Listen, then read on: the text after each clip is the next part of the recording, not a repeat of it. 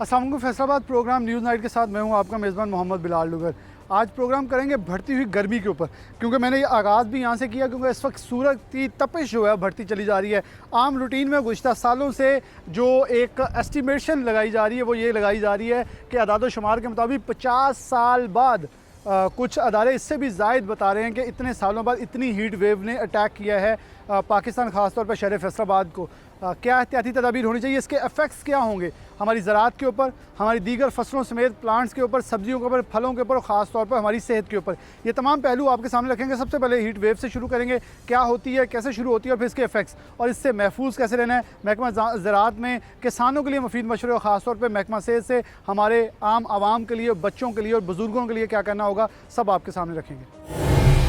Programme में सबसे आगाज़ के अंदर हमारे साथ डॉक्टर अहमद अकरम मौजूद है। इनसे बात का आगाज़ करेंगे क्योंकि सबसे पहले आवाम को समझाना, नाज़रीन को समझाना बहुत ज़रूरी है कि ख़ास तौर पे इस हीट वेव कैसे ये बढ़ती है और किसके टेम्परेचर कैसे मेंटेन किया जाता है, मापा जाता है। उसके बाद अगर ये किस हद तक जाती है, कौन सी हीट वेव के दौरानियाँ हैं, किस तारीख को आएगी, क्या इम्पैक्ट करेगी, वो तफसीलात सर आपके सामने पहले प्रोग्राम के अंदर रख दें। उसके बाद इसके इफ़ेक्ट्स जो हैं वो आम इंसान के ऊपर और ख़ास तौर पर हमारे आने वाली फसलों के ऊपर जो हमारे ऑलरेडी ज़राअत है वो इफ़ेक्ट हो रही है बहुत ज़्यादा शिद्दत से, तो उसके ऊपर क्या इफ़ेक्ट्स होंगे, हम बात का आगाज़ करें। डॉक्टर साहब बहुत शुक्रिया वक्त देने के लिए।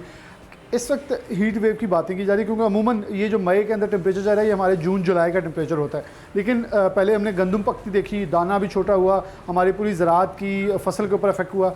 अब आप कैसे देख रहे हैं कि करंट सिचुएशन क्या है, आने वाले दिन क्या हो रहे हैं, क्योंकि हीट वेव के हवाले से कहा जा रहा है महकमा सेहत ने दफ़ा 144 नाफिज कर दिए गैस्ट्रो के हवाले से।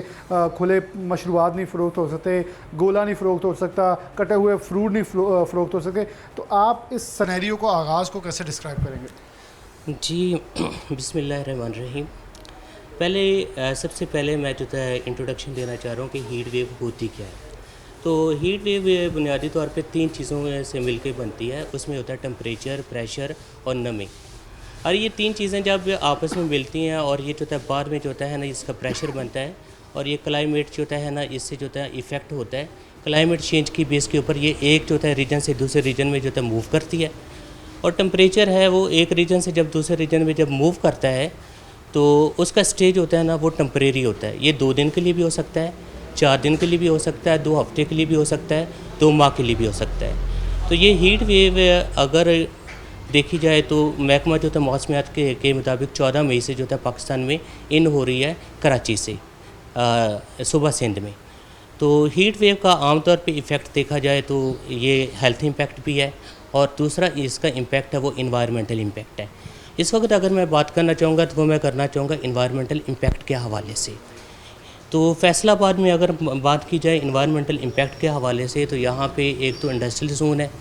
तो ये इंडस्ट्रियल जोन होने की वजह से क्या चीज़ है कि यहाँ पे जो बॉयलर है, बॉयलर का जो थर्मल एक्सपेंशंस होते हैं, थर्मल जो हीट होती है वो बाहर निकलती है, वो पूरी तरह से कंजप्शन नहीं होती, तो हीट जोन की ऑटोमेटिकली बन जाता है। सेकंड, यहाँ पे एक जो इसका मिटिगेशन मेजर है, इसका तदारक है वो है दरख्त। दरख्त ना होने की वजह से यहाँ से हीट वेव जो होता है वो बहुत ज़्यादा है और इफ़ेक्ट होने के चांसेस बहुत ज़्यादा हैं। फैसलाबाद में देखा जाए तो आबादी जो है गुंजान आबादी बहुत ज़्यादा है, लेकिन जो है दरख्त है वो जो है बस बहुत कम है या चंद पार्कों तक महदूद रह गए हैं। अगर हम इस हकीकत को इग्नोर भी कर दें तो आने वाले वक्त में जो है टेम्परेचर बढ़ेगा। ये टेम्परेचर 50 से 55 तक भी जा सकता है। 50 से 55 तक टेम्परेचर, ये बड़ी अलार्मिंग सिचुएशन है। अगर 14 से इसका वेव एंटर करती है सिंध में, तो कितने कमोबेश दिन वक्त दरकार होगा ये पंजाब को हिट कर सकता है? पंजाब में हिट करने के लिए कम से कम इससे जो होता है तकरीबन 1 हफ्ता दरकार चाहिए। यानी कि हाँ जी, मई के जो लास्ट डेज होंगे उसमें ही एंटर हो सकता है पंजाब के अंदर? बिल्कुल एंटर हो सकता है और टेम्परेचर है उसमें रेज तकरीबन 4 से 5 डिग्री सेंटीग्रेड हो जाएगा।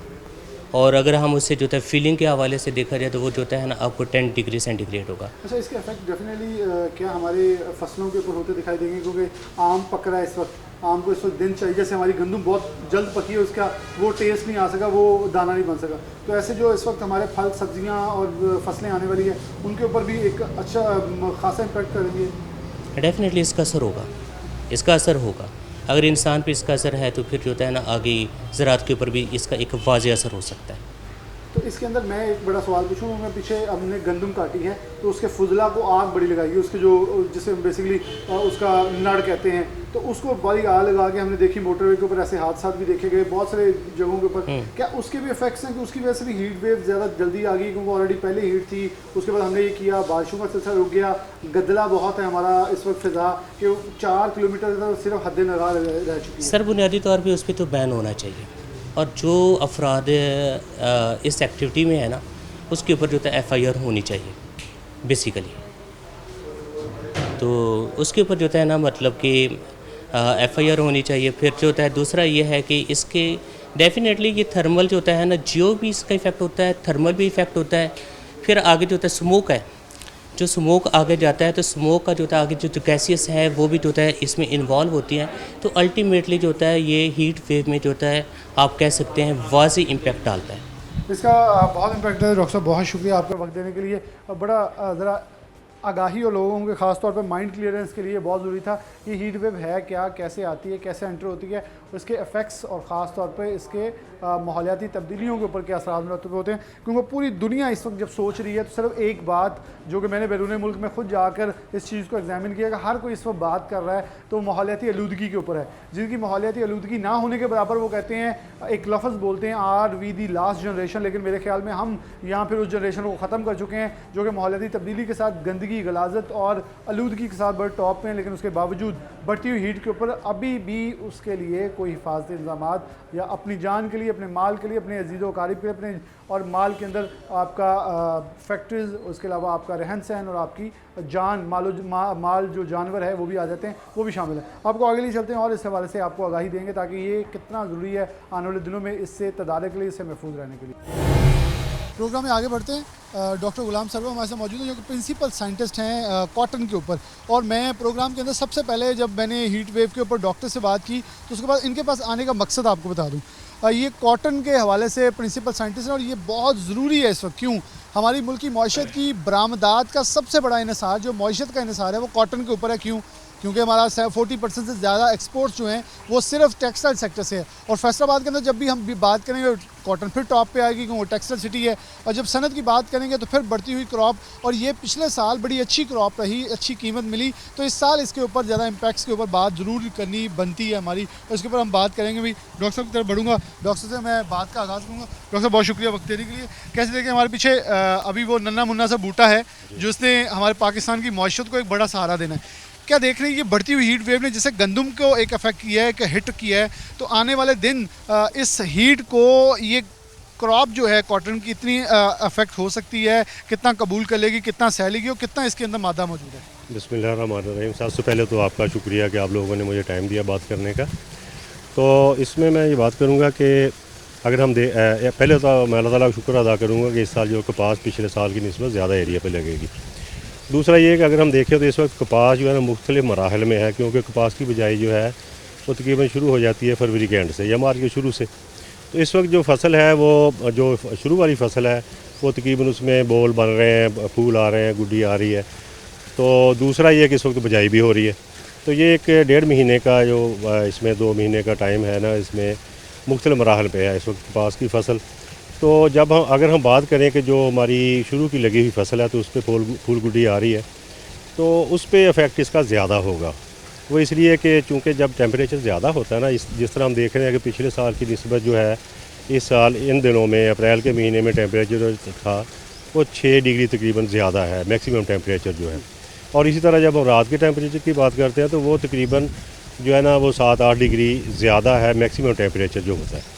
तो उसमें जो पिछले सालों में था वो तकरीबन 28 डिग्री था पिछले साल। तो इस साल जो है ना रात का टेम्परेचर जो एवरेज है अप्रैल की वो तकरीबन 35 डिग्री पे गई है। तो कपास में ये है कि रात का जो दर्जा हरारत है वो बहुत ज़्यादा इम्पॉर्टेंट होता है, क्योंकि रात को जो है ना कपास में जो है फोटोसिंथेसिस, किसी भी फसल में फोटोसिंथेसिस वो ट्रांसपायरेशन नहीं होती, तो उसकी वजह से बॉडी टेम्परेचर मेंटेन करना मुख्तलिफ, जिसकी वजह से कपास में फल का गिरना एक लाजमी अमर है। तो जब टेम्परेचर रात का जो टेम्परेचर है मैक्सिमम 31 डिग्री से कम होगा ना, तो कपास में जो है शेडिंग वो कम नहीं होगी। तो इसलिए इन दोनों टेम्परेचर ज़्यादा, इसलिए जो शुरू वाली फसल है हमारी उस पर ख़ास तौर पे एहतियात की ज़रूरत है हमें, क्योंकि उस पर फल जो है वो लगेगा, वो गिरता जाएगा।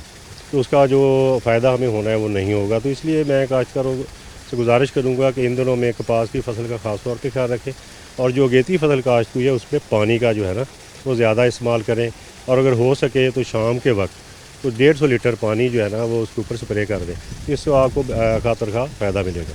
इसी तरह जब हम बात करते हैं जो इस वक्त सोइंग हो रही है, यह हमारी छोटी फसल है, तो उसमें यह है कि हमें चाहिए कि जो उसमें छदराई का अमल है उसमें लेट करें, और दूसरा ये है कि उस पर मल्चिंग कर दें ताकि जो है ना वो बीज का ज़्यादा इस्तेमाल करें, इसलिए कि जब पौधे निकलते हैं ज़मीन से तो वो ज़्यादा गर्मी की वजह से जल जाते हैं। ख़ास तौर पर जब हम ड्रिल से काश्त करते हैं तो उसके बाद हमने पानी देना होता है तकरीबन 35-30 दिन के बाद। तो इसलिए जो ड्रिल की काश्त है वो डबल रौनी के बाद करें, सिंगल रौनी से उसको ना करें। तो जो हम पटरियों पे काश्त करते हैं तो उसमें सीड का इस्तेमाल ज़्यादा करें, ताकि जो गर्मी से पौधे अगर जल भी जाते हैं तो हमारी प्लांट पॉपुलेशन जो है खेतों में वो मुतासर ना हो और पौधे हम पूरे हासिल कर सकें। जी तो डॉक्टर साहब, ये बड़ी आपने कीमती इस वक्त में हमारे महकमा ख़ासतौर पर किसान हजरात के लिए बड़ी मुफीद मशवरा था, मुफीद चीज़ थी। लेकिन कॉटन के ऊपर जब हम बात करें, आपने इसको बड़ी डिटेल के अंदर, मुझे बड़ा अच्छा लगा कि आपने नाज़रीन के लिए बड़ी फ़ायदेमंद इस सिचुएशन बताई है। जो अगेती पिछेती की आपने सूरत हाल क्लियर कर दी है, लेकिन इसके हम उम्मीद रखें कि इस हीट वेव से उतना अफेक्ट नहीं होगा जितना गंदम पे हुआ है, और हमारी क्रॉप जो है वो ज़ायद हो सकती है, जो आपने एक स्टार्ट में एक लफ्ज़ बोला। जी, इसमें यह है कि कपास जो है ना वो गर्मी को पसंद करती है, बारिशों को पसंद नहीं करती, जो है ना खुश्क मौसम उसको पसंद करती है। तो जो हमारा अगेती काश्त का रकबा होता है वो कम होता है, काफ़ी कम होता है, तो इसलिए जो मौसमी काश्त है वही ज़्यादा रकबा होता है, तो जो उसकी काश्त आजकल हो रही है। तो मेरा नहीं ख्याल कि जो है ना कपास पे आगे चूँकि मौसम चूँकि बारिशों का शुरू हो जाना है, तो बल्कि ये है कि इन दिनों में अगर बारिशें हुए हों तो वो बिजाई का अमल अफेक्ट होता है। तो मौसम खुश्क जा रहा है लेकिन थोड़ा टेम्परेचर ज़्यादा है, ये अगेती काश्त के लिए तो नुकसानदेह है, लेकिन जो मौसमी काश्त होगी उसको इतना ज़्यादा असरअंदाज नहीं होगी, क्योंकि इस वक्त भरपूर जो बिजाई का अमल है या मौसम चल रहा है। तो इंशाल्लाह ये हम उम्मीद करते हैं कि कपास ज़्यादा से ज़्यादा एरिया पे लगेगी। कुछ इलाकों में पानी के मसाइल हैं, लेकिन उसके बावजूद वो हम उम्मीद करते हैं कि कपास ज़्यादा एरिया पे लगेगी और उसकी पैदावार भी अच्छी होगी। पैदावार भी अच्छी होगी। डॉक्टर साहब बहुत शुक्रिया। डॉक्टर साहब ने बड़ा डिटेल में, मेरे ख्याल में मेरे कुछ सवाल थे जो उन्होंने खुद ही से कवर अप किए हैं, और बड़ी ब्रीफ है। जब से इनसे इस हवाले से बात करते हैं तो बड़ी फ्रूटफुल इन्फॉर्मेशन जो है नाज़रीन को मिलती है, उसका फीडबैक भी बड़ा अच्छा आता है हमें। तो ये उन्होंने बहुत ही दोनों किस्म की फसलें, थोड़ी सी बड़ी भी है, यहाँ भी है, उन्होंने उसका भी बता दिया, मौसमी का भी बता दिया और पछेती, तीनों का बड़ा ब्रीफली बता दिया, और किसान हजरात के लिए भी आगाही दी। और ख़ास तौर पर हीट की बढ़ती वेव के हवाले से उन्होंने बताया ये है तेज़, लेकिन 6 से 7 टेम्परेचर ऊपर जारी, लेकिन उसके लिए एहतियाती तदाबीर की जाए ताकि हमारी फसल महफूज रहे। और इसी फसल के ऊपर मुल्क की मईशत तमाम फसलों के ऊपर होता है बिलाशुबा ज़रूरी जिनास के ऊपर, लेकिन ये जो कपास की फसल है ये हमारी एक्सपोर्ट बरामदात के लिए एक बहुत बड़ा सेक्टर है। एक ब्रेक लेते हैं, ब्रेक के बाद दोबारा हाज़िर होते हैं।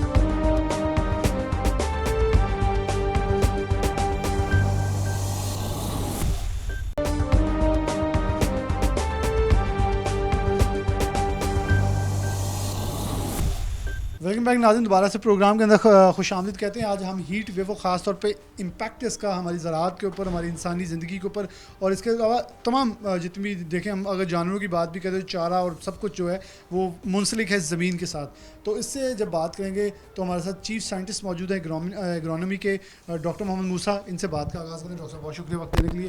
डॉक्टर आप कैसे देख रहे हैं इस वक्त हीट वेव बहुत एक इम्पैक्ट कर रही है ज़्यादा, और दर्जा हरारत इंसान के लिए भी, फसलों के लिए भी, जानवरों के लिए भी एकदम से इतना तेज़ हुआ है कि लोग बिलबिला उठे। ये मई वाला टेम्परेचर जुलाई वाला इधर आ चुका है वेव करके, हमारी फसलें भी इफेक्ट हुई हैं। आगे आने वाले दिन कैसे देख रहे हैं और क्या इसके हवाले से मुफीद मशवरे होंगे आपके? अब हवा की तब्दीली जो है ना, ये पूरी दुनिया की एक आफाकी ये सच्चाई है, इससे हम इनकार नहीं कर सकते। तो मैं आपको एक थोड़ा सा डेटा देता हूँ कि पाकिस्तान में ज़राअत एक अहम इक़्तिसादी शोबा है जो मुल्क के तकरीबन 45% लोगों को रोज़गार फराहम करता है। इस मुल्क का GDP में 21% और मुल्की बरामदात में तकरीबन 60% हिस्सा है। ज़रूरी सरगर्मी आब हवा, मौसम और पानी की दस्तयाबी पर मुनहसर है। मौसम और आब हवा से मुतल्लिक़ा आफ़ात ज़रूरी पैदावार को बुरी तरह मुतासर करती हैं। ज़राअत पर गर्मी की शिद्दत का असर बिलवास्ता या बिलावास्ता दोनों तरीक़ों से हो सकता है। गर्मी की शिद्दत मुख्तलिफ़ सतहों पर फसलों की नशो नुमा, जैसे कि ज़मीन की नमी को कम करना, पौधों की नशो-नुमा और बढ़ोतरी, ज़ियाई तालीफ, अमले तनफ़्फ़ुस और बिलाखर पैदावार को मुतासर करती है। गर्मी की शिद्दत मजमूई तौर पर माहौलियाती इन्हतात का बायस बनती है, जो कि ज़राअत, जंगलात और रेनलैंड के लिए ख़तरे का बायस है। मज़ीद तफसील हमारे क्रॉप फिज़ोलॉजिस्ट इसके बारे में बताएंगे कि इसके क्या नुकसानात हुए हैं इस साल और पीछे इसका क्या फ़ायदा हुआ था कि इसमें ये जो हीट वेव नहीं थी, क्या फ़र्क पड़ा। ये हमारे जनाब क्रॉप फिज़ोलॉजिस्ट डॉक्टर मोहम्मद रफ़ीक आपको तफसील से बताएंगे। डॉक्टर मोहम्मद रफ़ीक साहब हमारे साथ मौजूद होंगे। डॉक्टर मोहम्मद मूसा का बहुत शुक्रिया, उन्होंने बहुत डिटेल के अंदर एक चीज़ जो उनके पास डाटा मौजूद था उन्होंने बताया किस तरह एक आम ज़मीन और आने वाली फसलों और इसका बिल वास्ता या बिला वास्ता जो अफेक्ट होता है वो किस हद तक गंभीर हो सकता है। और ये बढ़ती हुई हीट वेव के अंदर ख़ास तौर पर ज़राअत एक बड़ी अहमियत की हामिल कहूँगा पूरी दुनिया के अंदर। जब हम बात करते हैं जब भी हीट के ऊपर बात करेंगे, माहौलियाती तब्दीलियों के ऊपर बात करेंगे, तो ख़ास तौर पर दरख्त फसलें जो हैं वो सबसे ज़्यादा नुक्ता तवज्जो होती है। और बैरून ममालिक के अंदर इसके ऊपर बात हुई, हमने भी मिलियन ट्रीज या बिलियन ट्री सुनामी के ऊपर बात की, लेकिन शायद कहीं हम उसके ऊपर वैसे इंप्लीमेंट नहीं कर सकते जैसे पूरी दुनिया के अंदर इंप्लीमेंट किया जा रहा है। तो मैं हमारे साथ इन क्रॉप्स के हवाले से और आने वाली, क्योंकि देखें इस हीट का इफेक्ट हमारे ऊपर एक ज़ात के ऊपर एक दिन के लिए हो सकता है, 10 दिन के लिए हो सकता है, लेकिन जब खाना है तो वो खाने के अंदर जो न्यूट्रिएंट्स है उसके अंदर फसल की ताकत है, फसल के अंदर मौजूद तमाम ज़राअत के अंदर जो चीज़ें न्यूट्रिएंट्स हम खाते हैं उसका भी होना बहुत ज़रूरी है, क्योंकि अगर उसको खाएंगे तो उसका अफेक्ट हमारे स्टमक के ऊपर, स्टमक से पेट के ऊपर, पेट के ऊपर पूरे जिस्म के ऊपर। तो वो जैसे डॉक्टर साहब ने बहुत खूबसूरत कहा, बिल वास्ता अफेक्ट तो होना ही है, तो उसको फिर हीट से कैसे कंट्रोल करना है, आगे लेके चलना है, इसके ऊपर डिटेल से बात करते हैं। प्रोग्राम में आगे बढ़ते हैं। डॉक्टर मोहम्मद रफ़ीक साहब मौजूद हैं, प्लांट फिजियोलॉजिस्ट हैं, इनसे बात करते हैं। जैसे मैंने प्रोग्राम में कहा कि बारहा सेहत के ऊपर हमने बात करनी है। सबसे पहले हमने माहौली की इस वक्त बढ़ती हुई सूरत हाल के ऊपर बात की, फिर हम अपनी मेन फसल के ऊपर गए। अब हमारे साथ डॉक्टर रफ़ीक मौजूद हैं, इनसे बात करते हैं। डॉक्टर साहब बहुत शुक्रिया, आपका वसी तजर्बा भी मौजूद है। कैसे देख रहे हैं कि अगर अब मैं आपके एक तजर्बे की बात भी करूँ और साथ इस मौसम की बात करूँ, क्या लग रहा है कि पूरी दुनिया इस वक्त माहौलियाती तब्दीली पर बात करी और एमरजेंसी बुनियादों पर काम हो रहा है, अपनी सीड्स के ऊपर, अपनी साथ जॉब के टाइमिंग्स के ऊपर, हर चीज़ के ऊपर काम चल रहा है। इस वक्त पाकिस्तान में देखें तो कहीं हमारे रिसर्च इंस्टीट्यूट्स काम करते दिखाई दे रहे हैं, लेकिन आम पब्लिक इसे एक्सेप्ट करने में भी दूर है। हमारी फसलें भी इफेक्ट हो रही हैं, लेकिन अभी भी मुझे शायद मैं भी, बल्कि मैं कहूँगा मैं दुआ भी करता हूँ तो मैं इसमें गलत हूँ, लेकिन अभी भी हम प्रिपेयर नहीं हैं, लग रहे जैसे पूरी दुनिया प्रिपेयर है। सर बिस्मिल्लाहिर्रहमानिर्रहीम, असल में ये है कि ये जो माहौलियाती तब्दीली है ये यूनिवर्सल फिनोमिना है और इसके लिए हमें समझदारी से काम करना होगा। मैं आपको इस साल 2022 के बारे में थोड़ा सा अर्ज़ करता हूँ कि मार्च और अप्रैल 2 महीनों में पिछले 50 साल से ज़्यादा दर्जा हरारत आया है और इसका हमारी जो गंदम की फसल है, स्पेशली गंदम की फसल, उस पे जो इम्पेक्ट हुआ है, मैं थोड़ा सा आपको उसके बारे में अर्ज़ करता हूँ कि मार्च और अप्रैल के महीने में पिछले 50 सालों से ज़्यादा औसतन दर्जा हरारत रहा है, जिसकी वजह से हमारी गंदम की फसल इस दफ़ा 2022 में तकरीबन 20% पैदावार के एतबार से पीछे रह जाएगी। अब आप ये देखें कि मार्च में तकरीबन 22% और अप्रैल में 30% तक दर्जा हरारत ज़्यादा गया है। बारिश नहीं हुई, जिस वजह से हमारी जो गंदम की फसल है मार्च के महीने में अगर आप देखें तो वो उसकी फर्टिलाइजेशन के बाद दाना जो है वो डेवलप होना शुरू होता है और अप्रैल जो है उसमें उसने भरना होता है, तब जाके हम इसकी बेहतर पैदावार ले सकते हैं। लेकिन इस दफ़ा ये हुआ कि टेम्परेचर के इंक्रीज़ करने की वजह से हमारी जो गंदम के जो पैदावार है इस तरह कम होगी कि जो गंदम के दाने ने भरना था वो भरा नहीं और वो पिचक गया, यानी जो पत्तों में ग़िज़ाई अनासर थे, हम कहते हैं कि ज़ियाई तालीफ की वजह से फ़ोटोसिंथेट्स बनते हैं, ग़िज़ा बनती है, फिर उसने ट्रांसफ़र होना होता है सिंक की तरफ। सिंक हम कहते हैं जहाँ पे आके जो ग़िज़ा बनती है वो ठहरती है। सोर्स हमारा है पत्तों से उसने आना है सिट्टे की तरफ। अब इस दफ़ा ये हुआ कि सोर्स ने चूँकि वो टम्परेचर ज़्यादा हो गया, उतनी ज़्यादा ग़िज़ा बनाई नहीं। इसी तरीके से दर्जा हरारत के बढ़ने की वजह से पत्तों से उसका ट्रांसफ़र कह लें कि सिट्टे की तरफ मुनासिब आया नहीं। नतीजा ये हुआ कि जो हमारे गंदम के दाने हैं वो भरे भरे नहीं हैं, पिचके से हैं।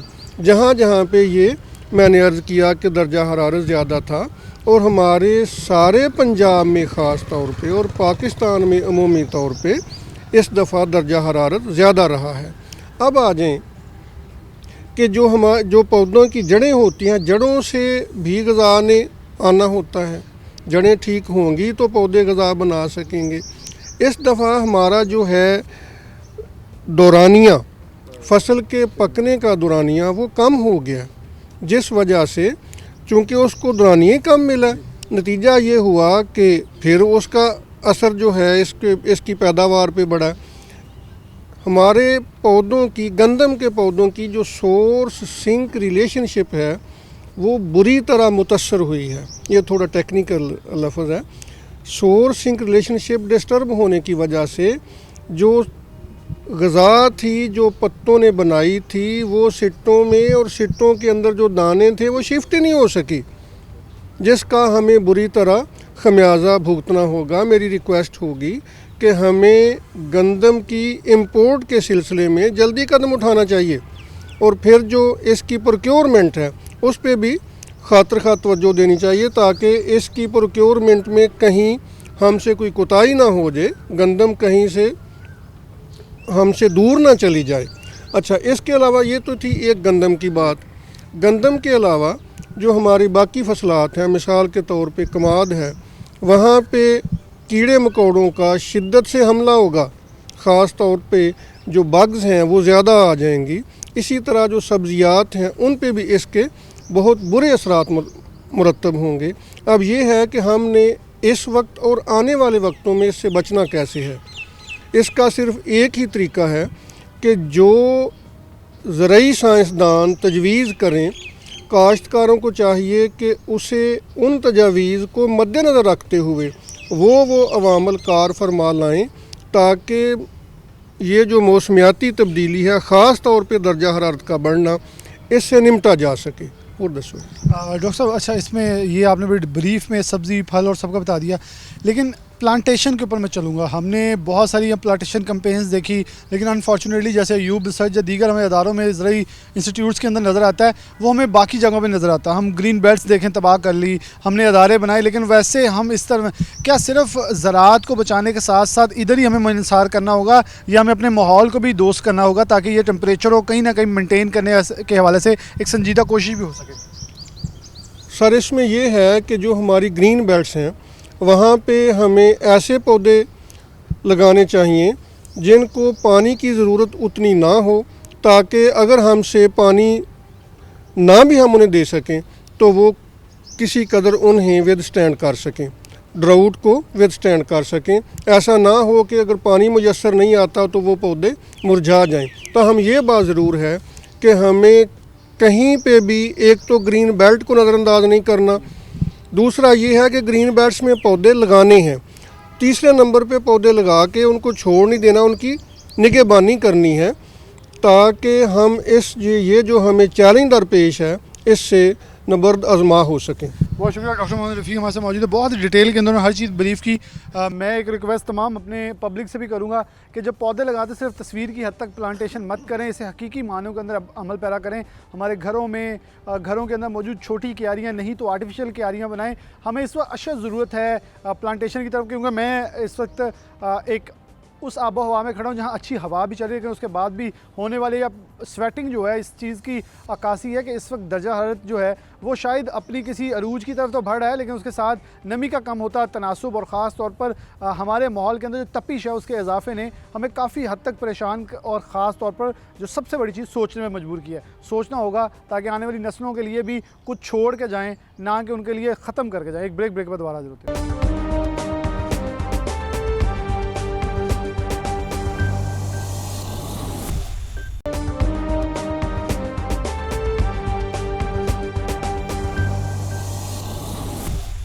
वेलकम बैक नाज़रीन, दोबारा से प्रोग्राम के अंदर खुशामदीद कहते हैं। डॉक्टर नगीना शहज़ादी और डॉक्टर आसिफ विरक हमारे साथ मौजूद हैं चिल्ड्रन हॉस्पिटल में। सबसे ज़्यादा क्योंकि जब भी मौसम ने इफेक्ट करना है तो उसके जो असरात मुरतब होते हैं, जब से सबसे पहले मैंने आपको बताया कि इसकी हीट वेव आई कैसी है, कितने दिनों में आई है, कैसे एंटर हुई है। सबसे बड़ा सेक्टर जो है वो नन्हे बच्चे हैं, एक छोटा तबका है, एक छोटे बच्चों की एज ग्रुप है जिसके ऊपर इफेक्ट करता है। सबसे पहले मैं डॉक्टर साहब की तरफ बढ़ूँगा, उनसे बात का आगाज़ करें। डॉक्टर साहब बहुत शुक्रिया वक्त देने के लिए। कैसे देख रही है कि इस वक्त जो हीट वेव है इसको मोस्ट प्रॉब्ली 7 से 8 टेम्परेचर ऊपर हर कोई कर रहा है और महकमा मौसमियात की तरफ से वार्निंग जारी की जा रही है। 14 मई से एक नई वेव आ रही है जो सिंध से एंटर होगी। कैसे देख रही हैं कि इस वक्त बारिशों का ना होना और मरी के इलाके के अंदर भी जो देखें वहाँ भी ताहाल अभी तक कोई बारिश नहीं हुई, इससे बड़ा मौसम डिस्टर्ब हो रहा है, तो क्या असरात देख रहे हैं? और ख़ासतौर पर महकमा सेहत की तरफ से गैस्ट्रो के ऊपर भी दफ़ा 144 नाफिज कर दी गई है। Thank you. बिस्मिल्लाहिर्रहमानिर्रहीम। हेल्थ के पॉइंट ऑफ व्यू से अगर हम देखें तो ये हीट वेव, जैसा कि we are working in children's hospital, तो हम बच्चों को डील कर रहे हैं, तो उसमें बच्चों के में पानी के रिज़र्व्स इतने ज़्यादा नहीं होते, उनमें डिहाइड्रेशन या पानी की कमी बहुत जल्दी वाक़ हो जाती है। तो जैसे हीट स्ट्रोक या हीट वेव स्ट्राइक करती है तो उसकी वजह से आपके बॉडी में ऑलरेडी टेम्परेचर रेगुलेशन का सिस्टम चल रहा होता है, जिसको हम इंटरनल होम्योस्टेसिस बोलते हैं, कि आपकी बॉडी एक रेगुलेशन में है विद द एक्सटर्नल इन्वायरमेंट। तो अगर उसमें कोई भी चेंज आती है तो उसकी वजह से आप वाटर जो है ऑलमोस्ट 60% आपकी बॉडी की कंपोजिशन है। तो अगर पानी ही आपका पूरा नहीं है तो जितने भी आपके वाइटल ऑर्गन्स हैं उसको वाटर प्रिवेंट करता है। बहुत से इंपॉर्टेंट जो फंक्शंस हैं बॉडी में परफॉर्म हो रहे हैं, जितने आप इनटेक लेते हैं, जितने न्यूट्रिशन है बॉडी में सप्लाई, वो वाटर के थ्रू पूरे ब्लड में सर्कुलेट होती है, वो वाइटल ऑर्गन्स को जाती है। इसी तरह किडनीज़ की जो वेस्ट मटेरियल है वो सारा वाटर के थ्रू किडनीज़ में जाके वहाँ पे एक्सक्रीशन यूरिन के थ्रू जो हम निकलता है वो सारा, ये सारे काम जो हैं वो वाटर जो है वो रेगुलेट कर रहा है। वाटर हमारे बॉडी का इम्पॉर्टेंट हिस्सा है। अगर वो ही आपका डिप्लीशन में चला जाता है because of the strong heat waves, तो आप डिहाइड्रेशन में जा सकते हैं, पानी की कमी हो सकती है, जिसकी वजह से आपकी बॉडी के डिफरेंट फंक्शंस जो हैं वो मुतासिर होते हैं। और पिछले दिनों मैं पढ़ रही थी न्यूज़ में कि रिसर्च स्टडी पब्लिश हुई जिसमें अप्रैल को उन्होंने मोस्ट हॉट मंथ करार दिया गया, जो कि 61 ईयर्स के बाद ऐसा देखने में आया है कि पाकिस्तान में जो मार्च अप्रैल में हीट वेव आई, रमज़ान में भी आपने देखा कि यूजुअली मार्च अप्रैल में इतनी ज़्यादा गर्मी नहीं होती, लेकिन इस दफ़ा इतनी गर्मी की जो वजह है वो 61 ईयर्स के बाद देखा गया कि इतनी स्ट्रॉन्ग हीट वेव्स आई हैं। और ऑब्वियसली ये बच्चों की सेहत को, बड़ों की सेहत को मुतासर करेंगी। उसके लिए ज़रूरी है कि बच्चों की वाटर इंटेक का, अपनी वाटर इंटेक का ख्याल रखें, धूप में निकलने से अवॉइड करें। जितना आपका सनलाइट एक्सपोजर कम होगा उतनी आपकी डिहाइड्रेशन के जो चांसेस हैं वो कम होंगे। और जहाँ भी निकलें पानी की बोतल साथ ज़रूर रखें, अपने आप को वेल हाइड्रेटेड रखें, अच्छी मुतवाज़न साफ़ सुथरी ग़िज़ा का इस्तेमाल करें। अच्छा डॉक्टर साहब, अभी गेस्टों के ऊपर महकमा सेहत ने पाबंदी दफ़ा 144 लगाई है कि कोई भी ये खुले मशरूबात और इन चीज़ों के सेल के ऊपर पाबंदी, क्या समझती हैं कि हमें ख़ास तौर पे अब क्योंकि बेबी बर्थ तो चलता रहता है साथ साथ, तो उन माओं के लिए भी कोई मुफीद मशवरा होगा, क्योंकि इन दिनों के अंदर माँ और बच्चे की सेहत भी बड़ी इंपॉर्टेंट साबित होगी? तो बिल्कुल, प्रेगनेंसी में भी जैसा कि मदर की जो न्यूट्रिशनल रिक्वायरमेंट है वो डबल हो जाती है, क्योंकि बेबी को भी न्यूट्रिशन चाहिए, मदर को भी चाहिए। तो उसमें अपना वाटर इनटेक जो है वो अच्छा रखें। डेली हर बंदे के वेट के लिहाज से उसकी वाटर रिक्वायरमेंट होती है, तो दिन में तकरीबन आपको 2 से 2.5 लीटर बड़ों के लिए पानी का इस्तेमाल करना चाहिए। छोटे बच्चे हैं उन्हें आप बार बार आउंसेस की फॉर्म में, सिप्स की फॉर्म में पानी जो है वो देते रहें ताकि पानी की कमी ना हो। और जैसा कि आपने कहा कि बाहर के जो मशरूबात वगैरह हैं उनमें ऑब्वियसली इतनी हाइजीनिक कंडीशंस को फॉलो नहीं किया जाता, तो उसमें वायरल हेपेटाइटिस, गैस्ट्रोएंटेराइटिस और हैज़ा और इस तरह की जो प्रॉब्लम्स हैं उनके फैलने का ख़दशा होता है। तो ये बहुत अच्छा इक़दाम है, इसको ज़रूर फॉलो करना चाहिए और पानी का जो इनटेक है वाटर को उसका इम्प्रूव करें, उसे इम्प्रूव करना चाहिए। मैं डॉक्टर आसिफ विरक साहब की तरफ बढ़ूंगा, फिर डॉक्टर हमारे साथ एक और भी मौजूद हैं, उनसे बात करते हैं। डॉक्टर साहब, मैं क्योंकि मैडम ने बहुत ब्रीफली बच्चों को बता दिया, क्योंकि हमारे जो 45 चले, मैं इसे 55 प्लस कह लेता हूँ, वरना हमें मोस्ट प्रॉब्ली से 45 प्लस पे ले जाते हैं, वो भी बच्चों की तबीयत हो जाती है, थोड़े हम नाजुक हो जाते हैं और ख़ासतौर पर खाना पीना बड़ा लिहाज करना पड़ता है। तो उसकी तरफ कैसे बढ़ें, उन लोगों के लिए क्या मशवरे होंगे और ये कितनी आम इंसान को अफेक्ट कर सकती है? जी, इसमें यह है कि जिस तरह मैडम ने तो ब्रीफली इसका बताया कि हमारा जो वाटर है उसका मेन बॉडी में रोल है।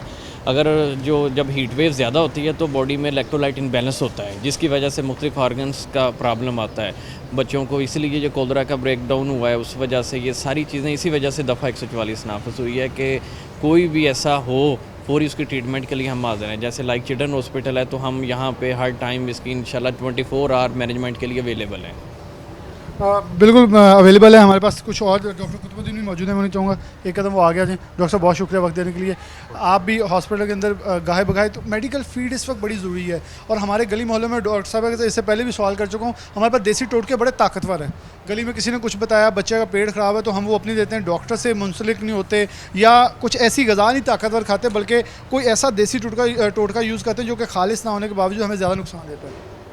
नहीं, उसमें टोटकों का ऐसा नहीं, सेहत के ऊपर कोई कंप्रोमाइज़ नहीं करना चाहिए और कोशिश करनी की चाहिए कि जैसे अलामात ज़ाहिर हों, बेशुमार उल्टी का आना या बुखार का होना या पेचश, ये तीनों चीज़ें 1 बाय 1 भी हो सकती हैं और एक के बाद दूसरी भी हो सकती हैं। तो इस सूरत में अवेयरनेस इतनी हो कि ख़ुद से घर पे निमकोल दे दें, और अगर निमकोल नहीं तो लीमू पानी जो है उसको दें।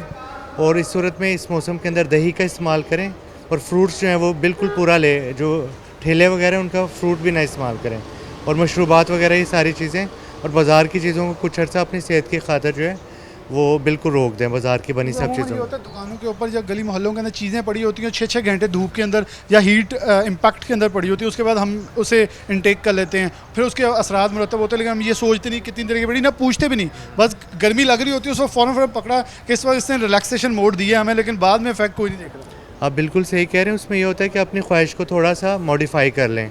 अब क्योंकि इंटेक किया तो जिस तरह पैक्ड फ्रूट्स हैं, बनाना है, एप्पल्स वगैरह हैं, ठीक है, इनको हम लेके यूज़ कर सकते हैं अगर कोई भूख का ज़्यादा इशू है। बाकी जिससे मैडम ने कहा बहुत अच्छी बात है, हर वक्त अपनी वाटर बोतल साथ रखें। उसमें मैं ऐड करना चाहूँगा कि उसमें लीमू पानी ले लें या ORS ले लें, ताकि क्योंकि ये एक इनसेंसिबल लॉस होता है पसीने के साथ ना, उसकी हमें नहीं होती है इतना आइडिया। तो जो इलेक्ट्रोलाइट जाते जाएँ उनका हमें साथ साथ रिप्लेस करते जाएँ। रिप्लेस साथ करना है। मैडम से आखिरी सवाल जो करना चाहूँगा, इसके कुछ असरात मतलब जो एलिमेंट्स हैं, अलामात हैं, वो बता दें, और फिर उनके तदारे के लिए हमें क्या करना चाहिए, आखिरी मैसेज उसके ऊपर। जी, हीट वेव्स की वजह से एक तो डॉक्टर आसिफ ने कहा कि इलेक्ट्रोलाइट इम्बैलेंस और वाटर डिहाइड्रेशन, उसकी वजह से जो अलामात ज़ाहिर होती हैं बच्चों में, बड़ों में, आपको लाइट हेडेडनेस हो सकती है, सर में दर्द, आप थकावट फ़ील करते हैं, कमज़ोरी महसूस करते हैं, उसकी वजह से मसल क्रैम्प्स होते हैं, क्योंकि आपका पोटाशियम जो है बहुत इंपॉर्टेंट इलेक्ट्रोलाइट है जो बॉडी में रिक्वायर्ड है डिफरेंट मसल्स के फंक्शंस के लिए। कैल्शियम लॉस, उसकी वजह से आपके पट्ठों में खिंचाव, आपकी मतलब काम में उस तरह से मेंटली अलर्ट नहीं है बिकॉज ऑफ द लेथार्जीनेस और टायर्डनेस। तो ये सारी अलामात आप बिल्कुल इम्प्रूव कर सकते हैं कि आपको ये आगाही इसीलिए दे रहे हैं कि अपने आप को वेल हाइड्रेटेड रखने, मिनरल्स और जो इलेक्ट्रोलाइट लॉस है अपना, उसको आप कंपनसेट करें इन द फॉर्म ऑफ लीमू पानी, स्कंजबीन आप घर में बना के, या ORS उसका इस्तेमाल रखें। बहुत शुक्रिया डॉक्टर साहिबान हमारे साथ मौजूद थे। आखिर पे बात करने का इनका मकसद ये था, और आज के प्रोग्राम का मकसद भी ये था, बढ़ती हुई हीट वेव और एक्स्ट्रा टेम्परेचर बढ़ने की वजह से जो असरात मुरतब हो रहे हैं, आने वाले दिनों में अगर ये हीट वेव मज़ीद बढ़ेगी तो डेफिनेटली हम एक और प्रोग्राम करेंगे, लेकिन उसके अंदर बताएंगे कौन कौन से लोग गफलत के साथ हस्पतालों का रुख कर रहे हैं। अस्पताल मौजूद हैं, लेकिन हमें अपनी गफलत से भी थोड़ा सा इजतनाब करना होगा। हम छोटी से छोटी गलती करते हुए अपने आप को सेहत दाव पर लगा लेते हैं, और हीट स्ट्रोक जब होती भी है हमें, तो हम उसको भी बड़ा लाइट ले रहे होते हैं, समझ रहे होते हैं कि शायद इस वक्त एकदम से हीट का असर हुआ, लेकिन ये हीट स्ट्रोक नहीं है। लेकिन उसके लिए मुनासिब एहतियाती तदाबीर, जिसमें ख़ास तौर पर सर का ढांपना, महकमा मौसमियात से मुख्तलिफ चीज़ें भी एडवाइस की जाती हैं, महकमा सेहत की तरफ से एडवाइस की जाती हैं, उनको ख़ास तौर पर हमें फॉलो करना चाहिए। उन इंस्ट्रक्शन को फॉलो करेंगे, जैसे अगर हमने हाफ स्लीव पहने भी हैं तो आस्तीनों को कोशिश करें ग्लव्स ले लें, लेकिन अगर नहीं है तो पूरी आस्तीनों वाले कपड़े इस्तेमाल करें, ताकि हीट जो है हमारी बॉडी के ऊपर उतनी इफेक्ट ना करे। जैसे कि यूवी प्रोटेक्शन आज की रिपोर्ट के मुताबिक 10% तक पहुंची हुई, 10 पॉइंट तक पहुंची हुई थी, जो कि ख़तरनाक और ख़तरनाक तरीन दर्जों के ऊपर है। तो हमें उन तमाम चीज़ों को मद्देनज़र रखते हुए आगे चलना होगा, क्योंकि ये दिन और ये सेहत हमारे लिए बहुत ज़रूरी है।